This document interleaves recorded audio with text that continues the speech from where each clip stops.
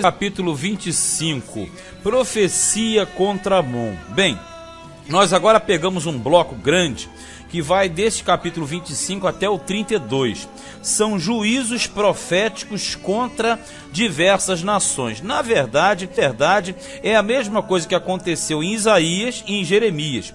O bloco de Isaías, capítulo 13 a 21, e de Jeremias, de 46 a 51, também apresenta essas mensagens contra as nações. E aqui não será diferente. Também existe um bloco de juízo contra as nações, porque sempre nós trabalhamos naquele sentido.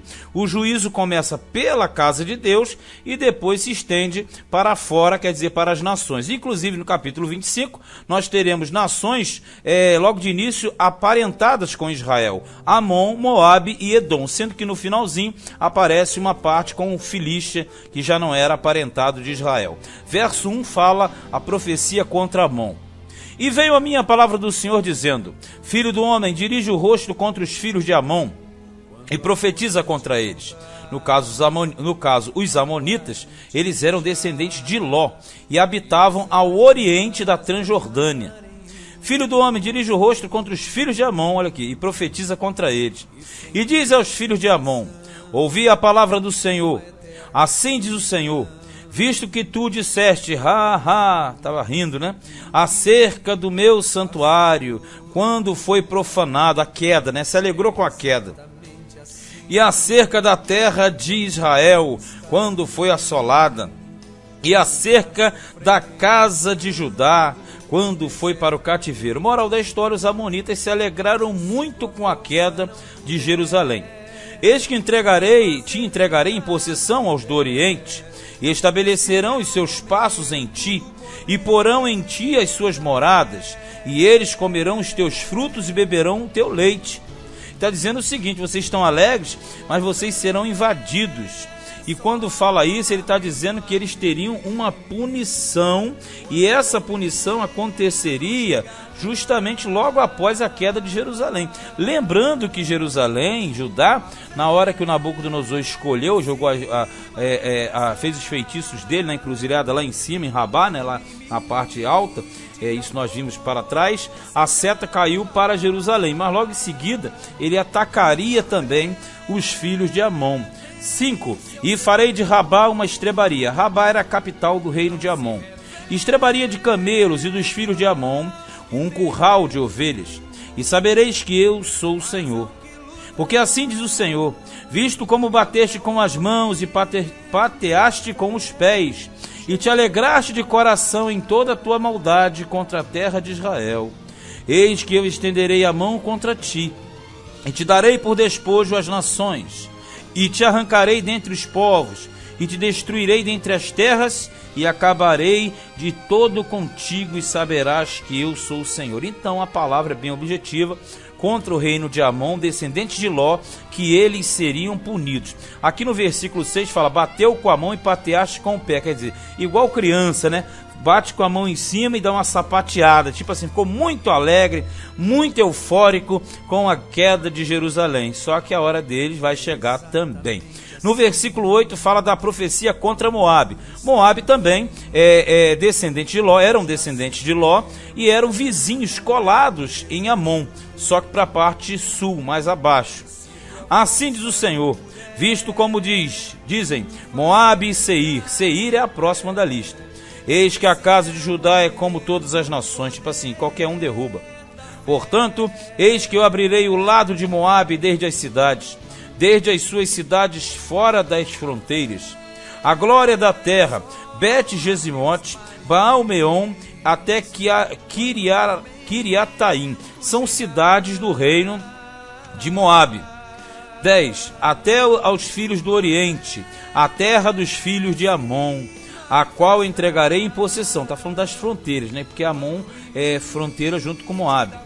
Para que não haja memória dos filhos de Amon entre as nações. Também executarei juízos em Moabe, e os moabitas saberão que eu sou o Senhor. Veja, primeiro veio o grande juízo sobre Israel, ou sobre Judá.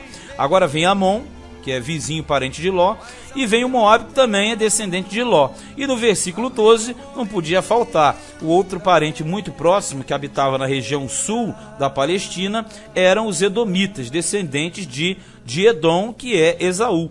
12. Assim diz o Senhor, pois que Edom se houve vingativamente para com a casa de Judá, e se fizeram culpadíssimos quando se vingaram dela.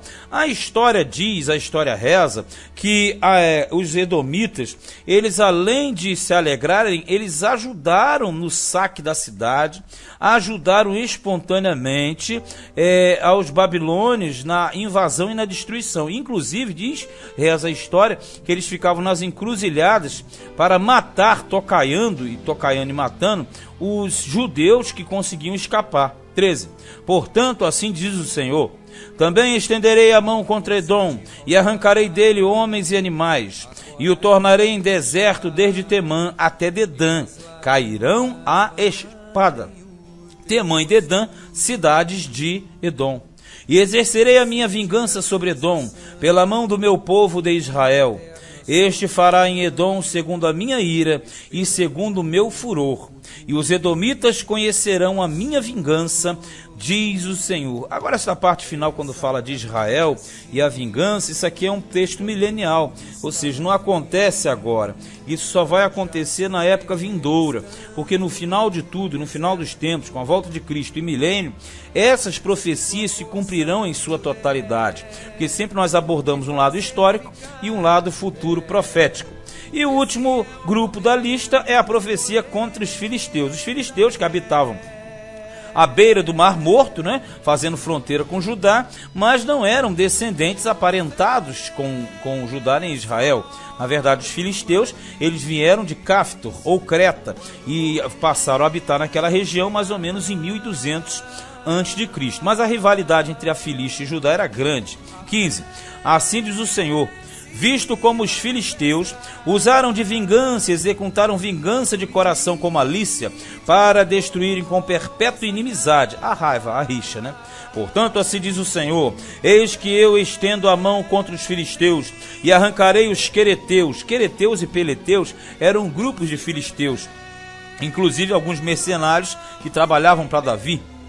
E destruirei o resto da costa do mar. Quando fala costa do mar, é justamente os habitantes da costa, que eram os filisteus. E o mar aqui é o Mar Grande ou Mediterrâneo.